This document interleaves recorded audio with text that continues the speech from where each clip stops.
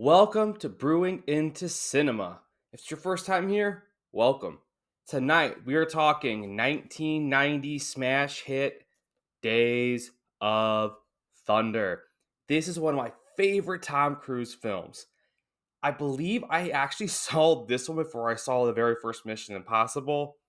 So I'm very stoked to talk about this one, and I chose this one because if you're seeing this here tonight on Saturday, tomorrow's Daytona 500. The movie revolves around the Daytona 500, so I figured, why not? It's the beginning of NASCAR season. Let's just get into it. Before we do, we're gonna crack open a cold one here. Tonight, I got Rogue's Knuckle Buster from Oregon. This is a beer I've never tried before, so every episode I'm gonna keep trying new beers and see which are good and which are not so good. So, cheers to you guys.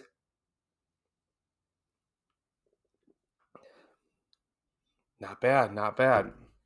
So, 1999 Days of Thunder. It's an action drama sport. I think it's just under I believe it's just under 2 hours. It is directed it is a Jerry Bruckheimer Don Simpson production. It's directed by Tony Scott. Tony Scott's done quite a few films with Tom Cruise, as we all know. In this movie, starring Tom Cruise, Nicole Kidman, Robert Duvall, John C. Reilly, Michael Rooker. I mean, this cast is absolutely, and Randy Quaid. Forgot about Randy Quaid. Randy Quaid's in this movie. So this film, from beginning to end, I love it. It's beyond ridiculous, the concept of this film.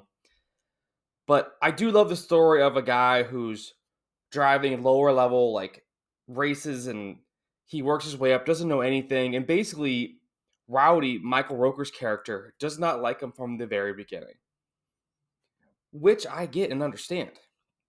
You got some new hotshot driver who hasn't, basically, as he sees, he hasn't earned his way up, coming in and trying to take over, and like he gets to use your car to test out if he's any good or not. And of course, it's Randy Quaid's money. He owns his car dealership, and he has Robert Duvall's character um, building him a car. So he's like he's a famous car builder, whatever you want to call it.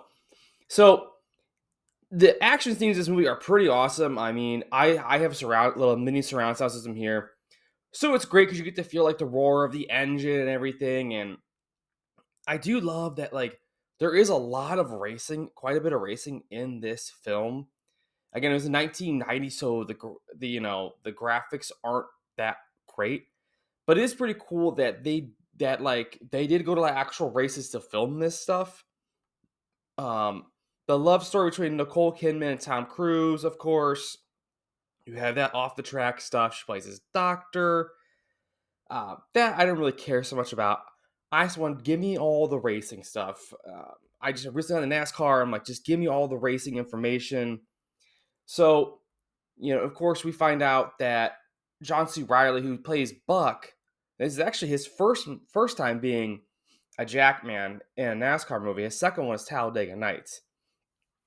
So him and Tom Cruise become friends right off the rip, and we find out that Buck's dad died in a car wreck the previous year at Daytona 500 in a car that Robert Duvall had built. So that's an interesting little twist. And of course, you got the Superflow car. Then you get the famous 51 Mellow Yellow, which is then used, I guess, the following year. I believe Kyle Petty drove the Mellow Yellow car, and they never actually used Mellow Yellow by name, which is kind of cool. That was like a big brand name in the 90s. So this film overall, I thoroughly enjoy this film. I watch it a couple times a year. It's a great Tom Cruise film. It's one of the few films he was not allowed to do his own stunt work. He didn't do his own stunt work in this film. It's one of the few. He's known for that now, as we all know. Tom Cruise is known for his stunt work. But this is a great action-packed film. It's a great summer film. If you're a NASCAR fan, I'm sure you guys enjoy this film as much as I do. The ebb and flows of the movie, the ups and downs, the car wreck, coming back from the car wreck, causing another car wreck with Carrie Ills, and just it's just the NASCAR lifestyle that these people live. They're living on the road, race to race. Him again, Tom Cruise and Rowdy. They do absolutely hate each other. They're trading paint back and forth. you have that famous line, "He hit me." And then Robert Duvall goes, "He didn't hit you. He didn't nudge you. He rubbed you. And rubbing, son, is racing." That's one of my favorite lines from this film. It's probably my favorite line from this film. It's probably the most famous line from this film. I've heard it in other movies. The movie Jexy that came out a few years ago with Adam Duvall. Not Adam Duvall. Adam Devine. Jeez. He's like a big like Cole Trickle, Thunderhead, and he becomes friends with people, but a different story for the time. So it's been influenced into pop culture and everything, and like they merchandise the crap out of this movie. Even still to this day, there's still stuff you can buy stuff on Amazon for Cole Trickle, an imaginary Daytona driver from 1990, which is pretty freaking wild. So, with that being said, I'm going to dive into my 6-pack facts about this film you guys may or may not know. Fact number 1. 3 of the cars used in this film competed in actual real-life races. 2 of these cars were actually added to the 1990 Daytona 500. They were put in the back of the line as to not mess with the rest of the race, essentially. So they actually entered cars. They had drivers in these cars in the actual 1990 Daytona 500. So when you see that footage of the Daytona 500 at the end, that is the actual 1990 Daytona 500. Tom Cruise was not driving these cars. These were professional drivers on different levels and whatnot. So that's pretty wild that NASCAR let them put actual cars on the track during their Super Bowl of races. Fact number 2. The Hans Zimmer score, not the soundtrack, the score for this film was impossible to buy until 2013. You could buy the soundtrack, but his songs that he scored that aren't like actual like pop music and stuff, like the dramatic songs, you couldn't own them or find them to own them until 2013.